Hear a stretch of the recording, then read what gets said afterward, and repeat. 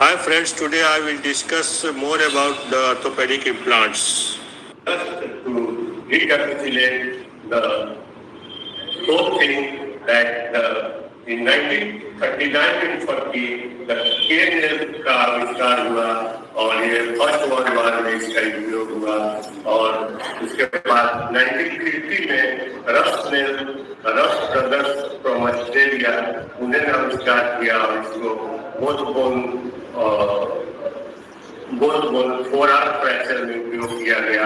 उसके बाद इंटरलॉकिंग का जमाना आया और इंफ्रास्ट्रक्चर रूप से इंटरलॉकिंग शुरू हुआ जिसे ने किया और 1970 में और उसके बाद जो बीच में प्लेटिंग का दौर आया जिसमें हेवी ड्यूटी प्लेट का यूज किया गया, फिर डायनेमिक और कंप्रेशन प्लेट को यूज किया गया, फिर लो कॉन्टैक्ट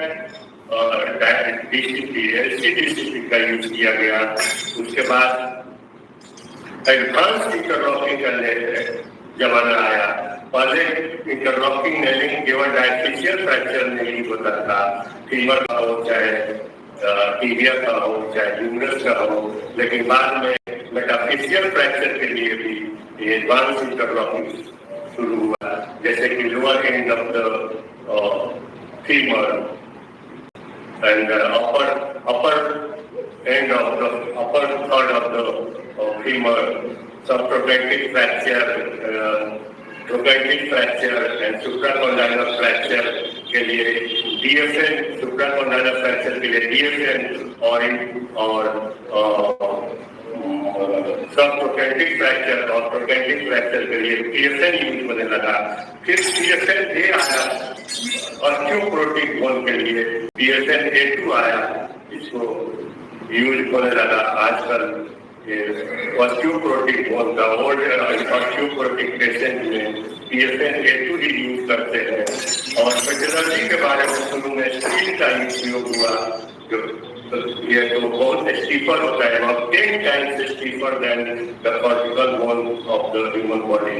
तो ये लोड बियरिंग हो जाता है और लोड शेयर नहीं करता है ह्यूमन बॉडी से, तो कैलस जो बनता है उसमें लीक बनता है।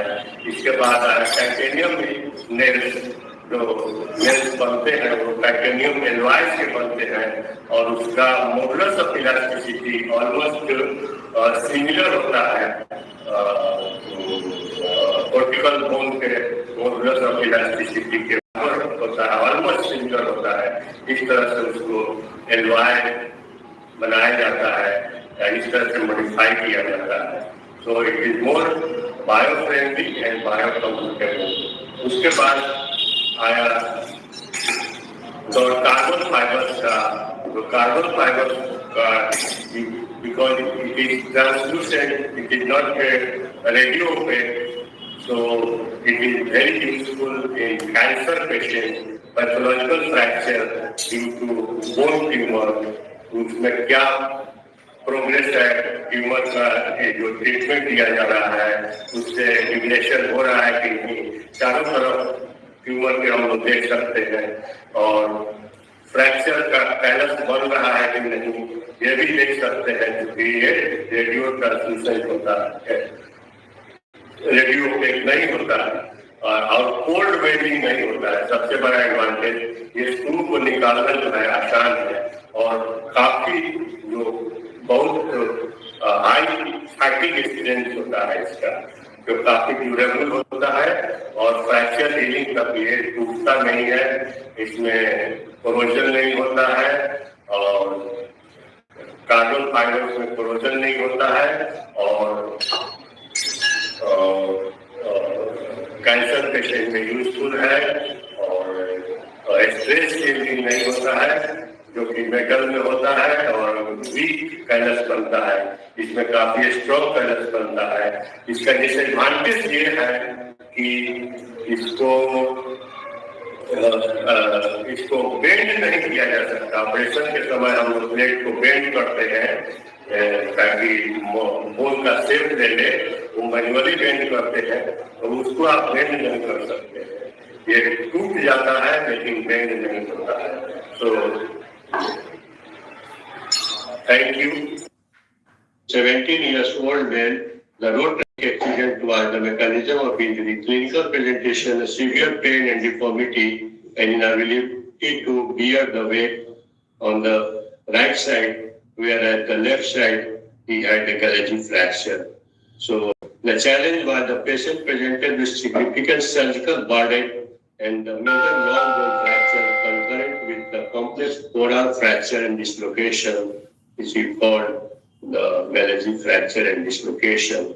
And this is the X-ray of the femur, the sharp femur, mid-third fracture, a 17-year-old gentleman, and the forearm Karachi fracture, severely displaced fracture. Inner canal, it was narrow, so the nailing was difficult. The standard treatment is nailing, and ideal treatment for this Karachi fracture is the plating.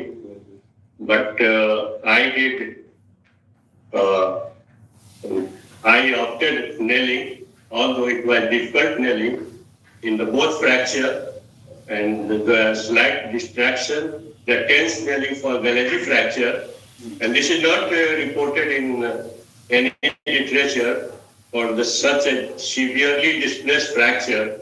The tense nailing should be considered. In fact, there is no literature present for the tense nailing for this type of Karachi fracture.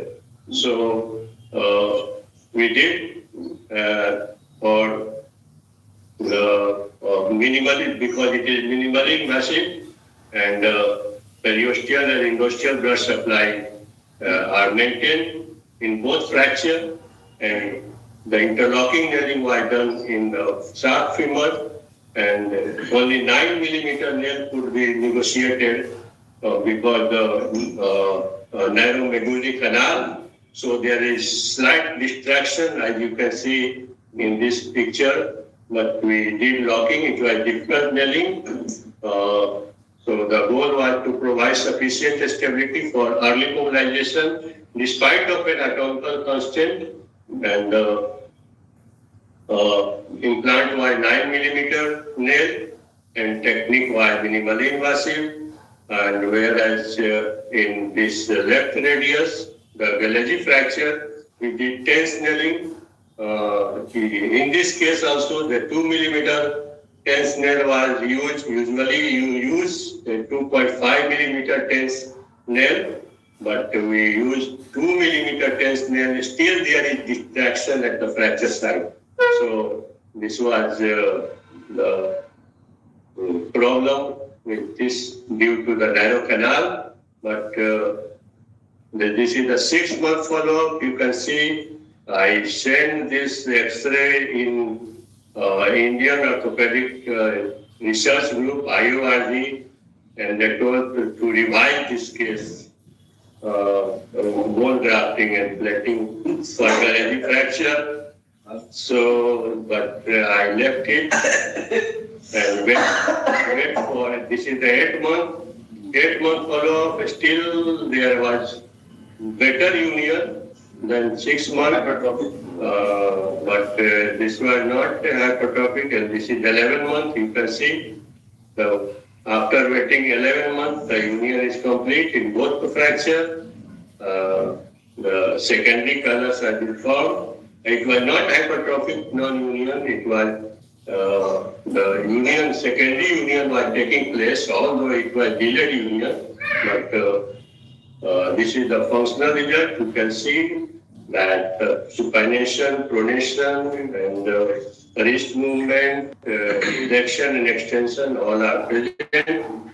And the tense nailing is provides sufficient stability for secondary union even in length critical fractures, because the narrow canal and the length should be maintained to, and DR, UJ should be reduced properly. We followed the throughout the 11 months for this maintenance of the length and DR maintenance. And Advantages of this minimally invasive approach for gallagly fracture and femur is minimally invasive and reduce operative time and significantly minimize minimum blood loss. And this is the conclusion that the TENS is viable, effective alternative for plating for the complex forearm injury. The successful management of this double fractures case confirmed that interlocking nailing of femur and TENS aids higher union rates and excellent functional outcomes. This approach should be considered for gallagly fracture in adult after further studies, because I think this is the first case in severe gallagly fracture. I did TENS. So this case was published in International Journal of Orthopedic Sciences. Chhapra के doctor RC Thakur ने हड्डी fracture के इलाज में क्रांतिकारी तकनीक विकसित कर देश भर में पहचान बनाई है। उनकी तकनीक से 35 लाख रुपए तक का महंगा इलाज मात्र 35,000 में संभव हो सका है। ऑर्थो सर्जरी में योगदान के लिए गुवाहाटी में आयोजित इंडियन ऑर्थोपेडिक एसोसिएशन के राष्ट्रीय सम्मेलन में उन्हें इनोवेशन अवार्ड से सम्मानित किया गया। यह उपलब्धि छपरा, सारण और बिहार के लिए गर्व की बात है। Innovation award Indian orthopaedic association द्वारा शुरू किया गया है, जो कि गुवाहाटी IOA-CON 25 में दिया गया है। और यह अवार्ड पूरा भारतवर्ष में 3 ऑर्थोपेडिक सर्जन को मिला है, जिसमें बिहार से मेरा ही नाम है। अतः छपरा जिला में जिला का कोई ऑर्थोपेडिक सर्जन या बिहार का कोई ऑर्थोपेडिक सर्जन को पहले बार सौभाग्य प्राप्त हुआ है जिसमें मेरा नाम आया है।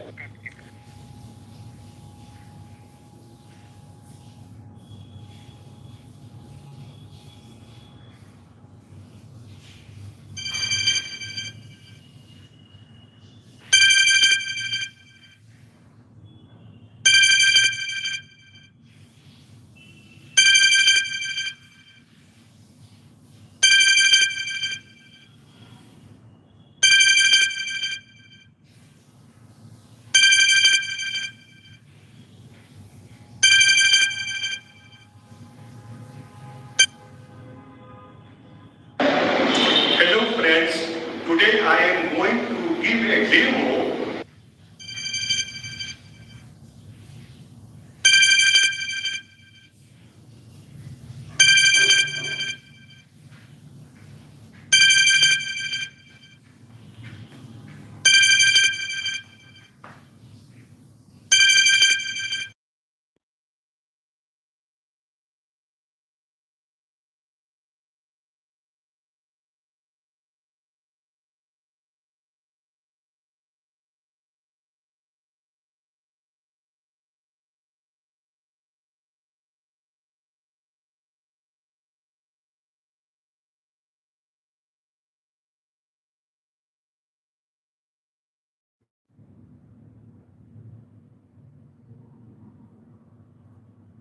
of interlocking nailing in fractured shaft femur lower third in a 72 years old female. This patient sustained this injury due to fall on the ground. Usually this fracture occurs due to high velocity trauma in young adults, either due to road traffic accident or fall from height. But in old age, this may happen in a trivial trauma due to fall on the ground. So let us come to the demo of this surgery.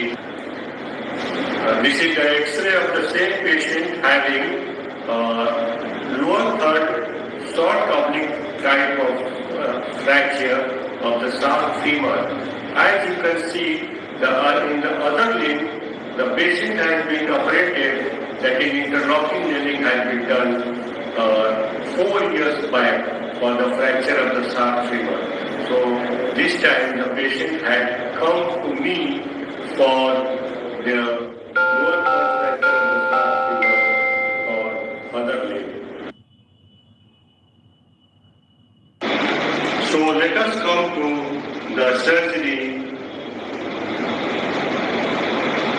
First of all, I will make an incision just above the greater trochanter, about 2 to 2.5 centimeter diameter, and then after blunt dissection of the tissues, I am introducing a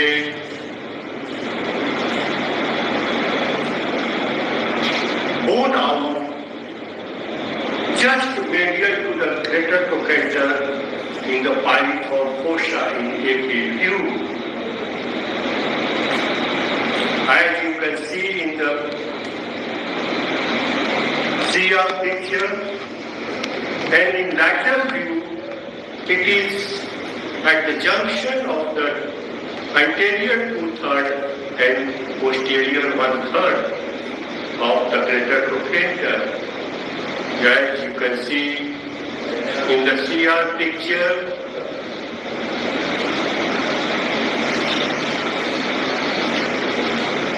I am having the bone out inside the intramedullary canal so that it can enter in selected exact entry point. And this is the lateral view. You can see that it is at the junction of the anterior 2/3 and posterior 1/3. You can see in the picture and epi view, this is the lateral view, this is the epi view, and this is the lateral view. Again, I have focused to confirm the entry point.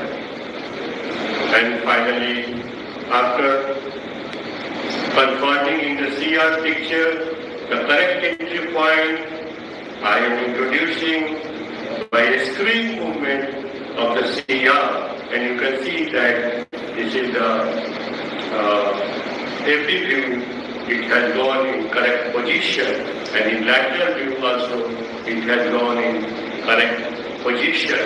That is at the point of the anterior 2/3, at the junction of the anterior 2/3 and posterior 1/3 of the greater trochanter.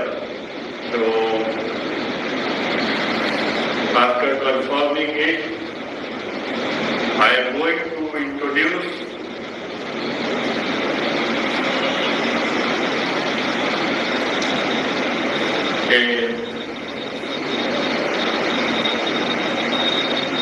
still I am introducing the bone out inside the intramedullary canal, and finally a 2.5 millimeter guide wire is being introduced inside the intramedullary canal, just lateral to the bone out, which has been pulled out to make a space in the lateral part of the bone out to introduce the guide wire. And finally, after introducing the guide wire, we removed this bone out, and then after reduction of the fracture with the help of the F tools, my assistant is holding this fracture in proper position, and the guide wire has been introduced in the distal fragment. And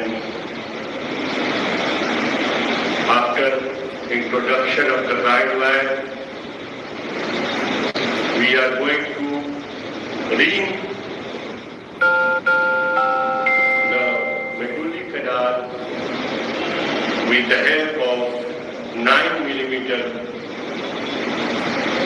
ream, and it is being rimmed with 9 millimeter ream, hand ream. And it has crossed the fracture assistant is keeping the fracture in reduced position throughout the nailing process with the help of the F tool.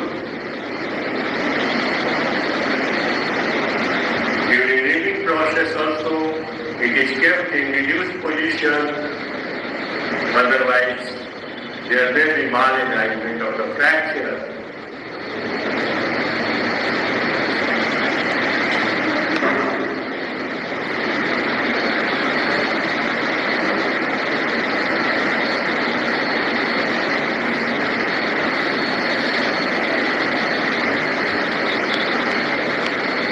And I am doing reading with a 10 millimeter remote, and still my assistant is keeping the fracture in reduced position, and I am confirming on the CR whether the fracture is in reduced position or not. And this is in reduced position, the slightly distracted, but in reduced position, in amplitude, and also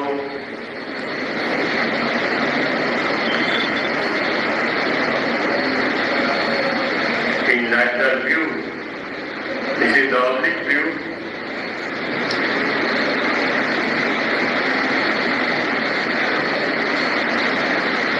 And after performing in the CR, in both views, we did reading up to the lower end of the femur, and finally we rimmed this fracture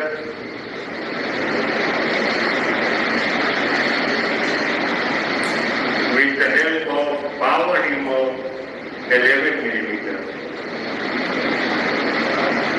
Because the patient is old one, so rimming is easy.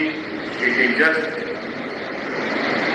to measure the size of the intermedullary canal, the diameter of the intermedullary canal, so what size of the nail should be introduced so that it can fit in the intermedullary canal. The fitting nail can be introduced. So this is the purpose of reading, because the patient is old-born osteoporotic. Throughout the nailing process, reading process, and nailing process, the fracture is kept in reduced position by my assistant, and the fracture has been linked up to the upper end of the patella, as you can see in the CR picture.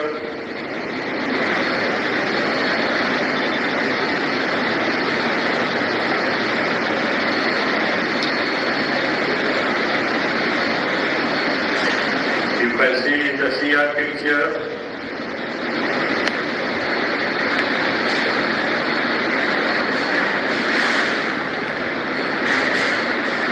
it is reduced, although there is slightly distracted, but in reduced position. And finally, it has reached up to the lower end of the femur. And now I am measuring the size of the nail with the help of the CR. And after selecting the proper size of the nail, I have mounted a 10 millimeter, a 11 millimeter, sorry, 11 millimeter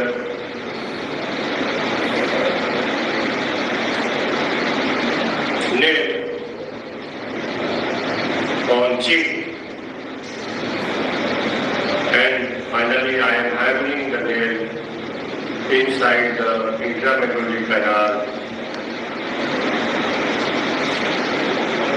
and keeping the fracture in reduced position with the help of my assistant. so that the malalignment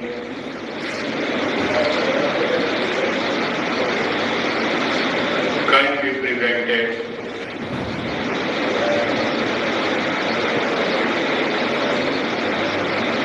And finally, I have introduced the appropriate size nail up to the upper pole of the fibula. It is good position, the fracture is reduced in both view, in the oblique view and lefty view and lateral view.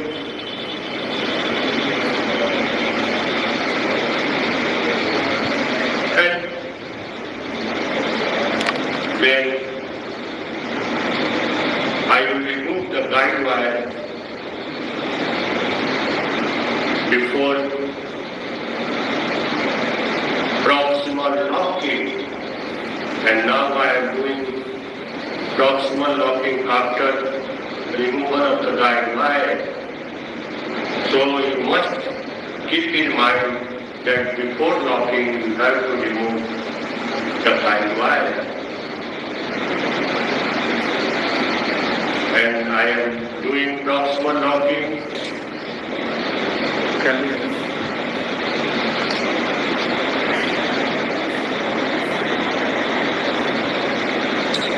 The proximal hole in the proximal fragment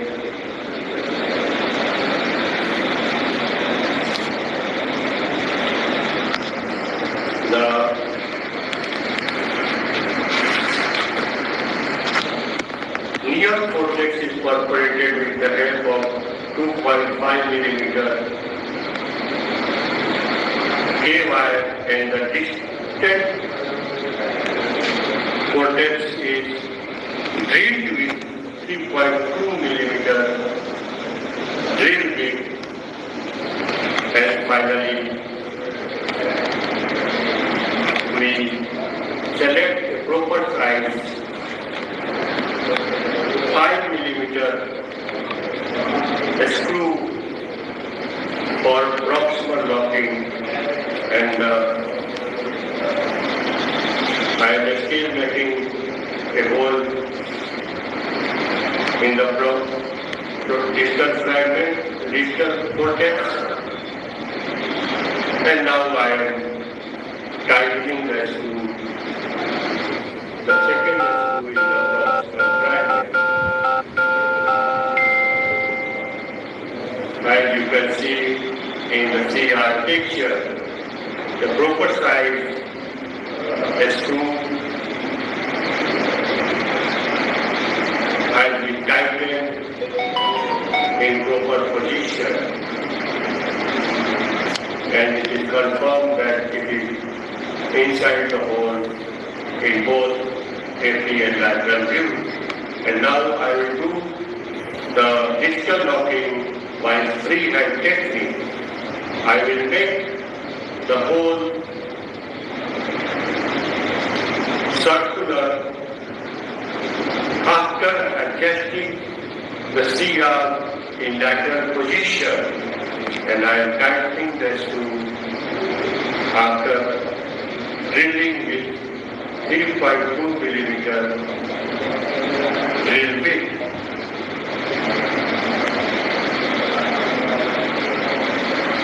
As you can see in this picture,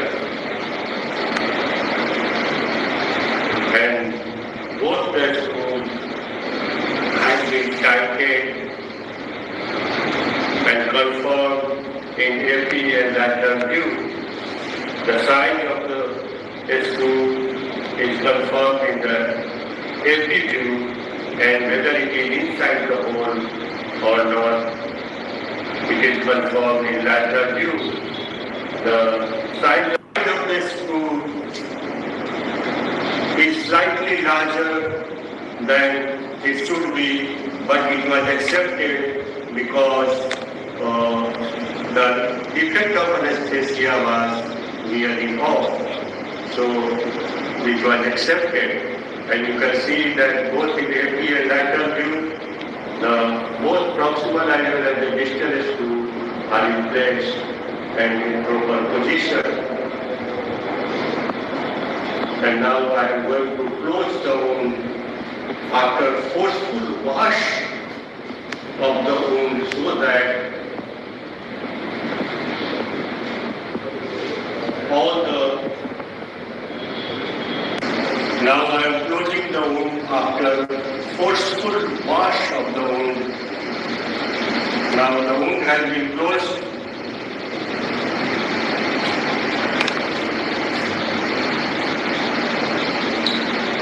And my surgery is over. So thank you to my assistant, my anesthetist, and all the supporting staff for successful surgery of this 72 years old female for the fractured sharp femur, which had been operated on the other side elsewhere 4 years back. So this is on the whole a successful and well-executed surgery. Thank you.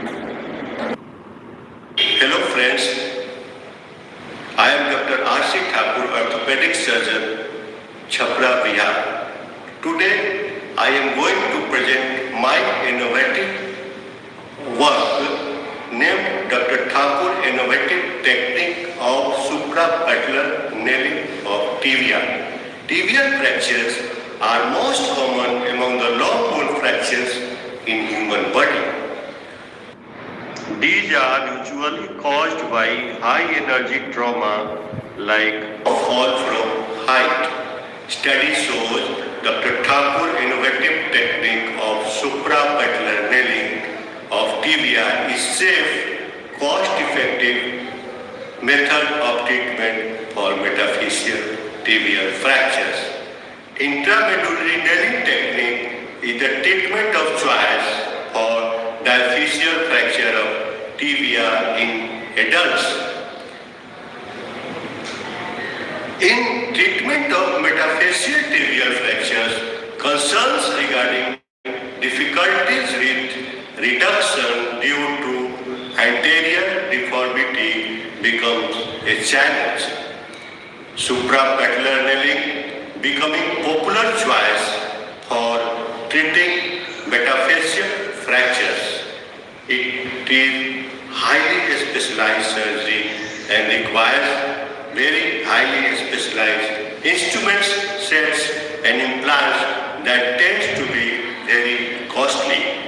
Dr. Thakur innovative technique of suprapatellar nailing of tibia delivers 100% satisfactory union of fracture in safe and cost-effective way. No special instrument or jig are required. A protective slip and a trocar can be used from PFN A to Z, and color-coded infrapatellar tibial nail extractor can be used to introduce the nail in proper position. Between March 2020 to March 2021, Dr. Thakur innovative technique of suprapatellar nailing of tibia conducted on 25 patients to fix their tibial fractures. The patients having tibial fractures with no involvement of articular surface were included in this study. Age of the patient ranged between 18 to 60 years and they had no comorbidities. All surgery were performed after an average of 5.5 days, the range being 3 to 12 days after accident. 2.5 millimeter K wire used as a blocking wire to improve nailing of proximal tibial fractures. The tibial fractures of all the patient was fixed by Dr. Thakur innovative technique of suprapatellar nailing of tibia. This is the flow diagram how Dr. Thakur innovative technique of suprapatellar nailing of tibia done in semi-extended position, about 20 degree of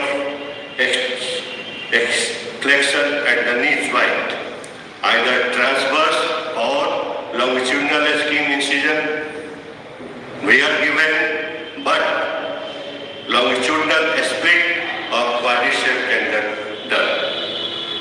Knee joint injured from above, proper and protective sleeve from PFNA to set inserted. Entry point is just medial to the lateral tibial spine. The guide wire, first malleable guide wire, were introduced after serial reading, fracture reduction,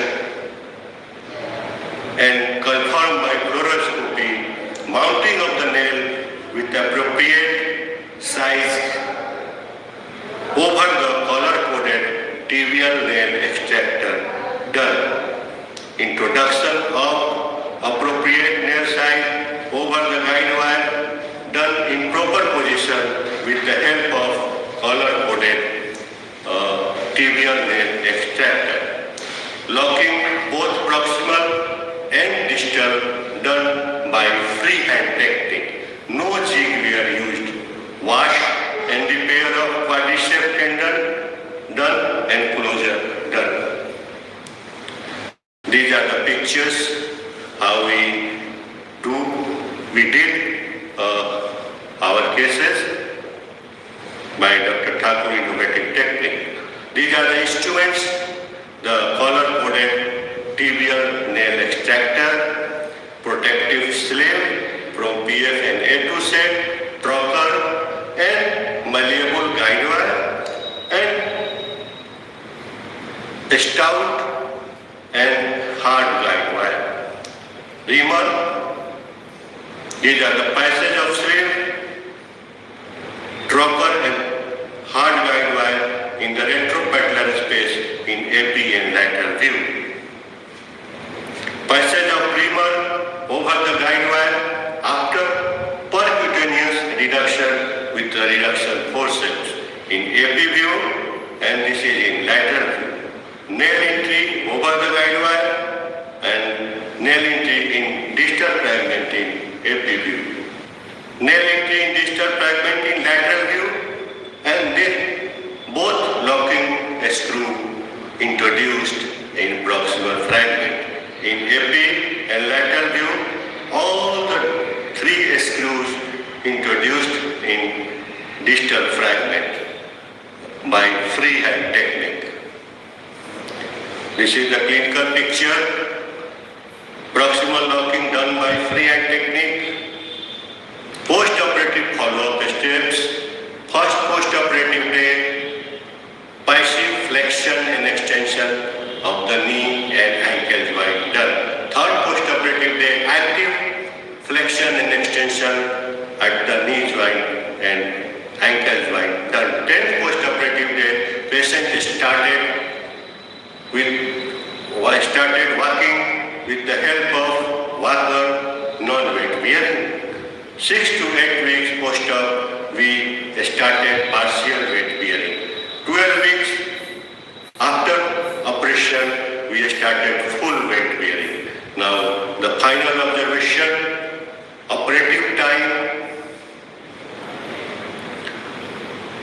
was in this study 80 plus minus 10 minutes. Range was 65 to 110 minutes. Average fluoroscopy during surgery was 38.5 plus minus 6.5 seconds. The range being 10 to 50 seconds. The average time of union fracture was 8 weeks after surgery, with fracture healing time was 12 weeks. Average hospital stay was 10 to 12 days. All patients followed up after 2, 3, 6 and 12 weeks. Those who could not return for follow-up, telephonic follow-ups were done and called for follow-up in hospital. No complication. We have observed no patient experienced any loosening or breakage of a screw or nail. No one complained of knee pain. No reduction loss or significant displacement of fracture occurred after surgery. At final follow-up, 21 cases found excellent and 4 good results. In none of the patient, removal of nail was done for any cause. These are the results. Fracture, lower third tibia, APL lateral view, post-op X-ray of lower third tibia, APL lateral view. Fractures, lower third tibia, again second case, APL lateral view, post-op X-ray picture, APL lateral view. This is third case of fracture of upper third tibial fractures, APL lateral view, post-op, and this is the clinical pictures, 3 weeks follow-up. Okay. Fourth case, pre-op X-ray, upper metaphyseal fracture of tibia, and this is the post-op X-ray of upper third fracture of metaphyseal tibia. This is fifth case, the lower third, very low fracture of tibia, and this is the post-op APL lateral view. This is the clinical picture 3 weeks after the surgery. Duration of this surgery, the number of cases included in this study was small. The study was not comparative with the standard technique. The status of cartilage over the patella and trochlea post-surgery has not been evaluated. Thus, furthermore study with larger population and long follow-up time is required to compare this innovative technique with a standard technique of suprapatellar nailing. In this technique, fluoroscopy time was slightly more than the standard technique because both distal and proximal locking were done by freehand technique. Finally, friends, this innovative technique is very cost effective. In fact, no cost is incurred for this suprapatellar technique. Whereas the standard instrument sets are very costly, this technique can be adopted in smaller and medium class orthopedic hospital. If the only disadvantage of this technique is the slightly more radiation occurs because the locking both proximal and distal are done with freehand technique. But this can be lessened by gaining more and more experience in freehand technique for locking proximal and distal tibia. Thank you.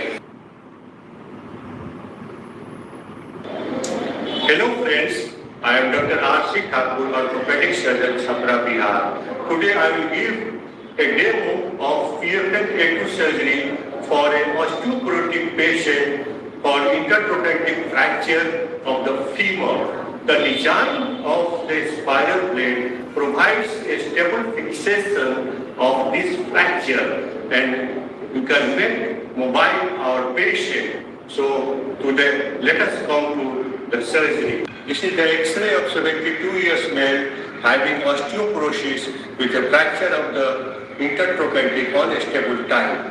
And this is the post-operative X-ray of the same patient, and Now I am going to start my surgery.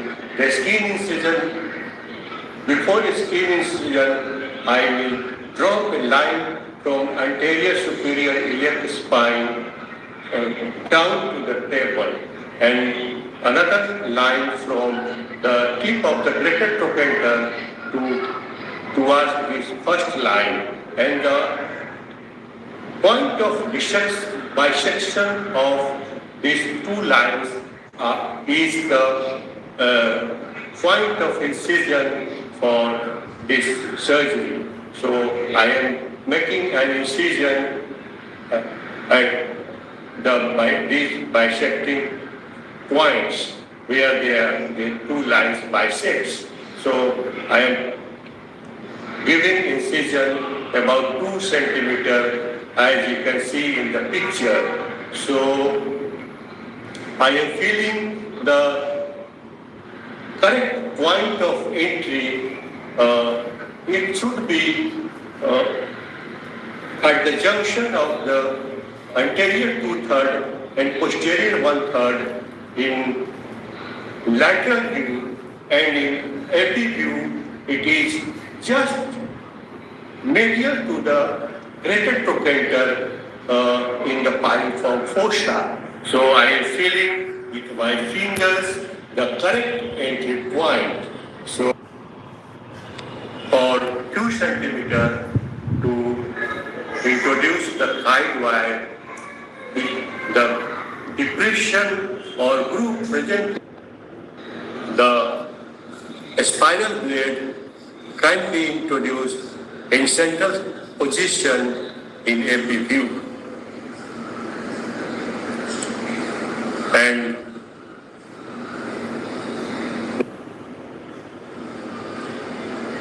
distance, and now I am hammering the spiral blade.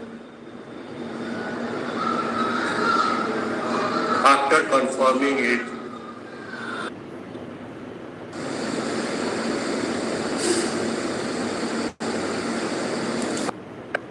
the spiral blade has gone in the central position in lateral view also. So I will take, so this is the lateral view and this is the epi view post-operative. So thank you everybody, my anesthetist, my assistant.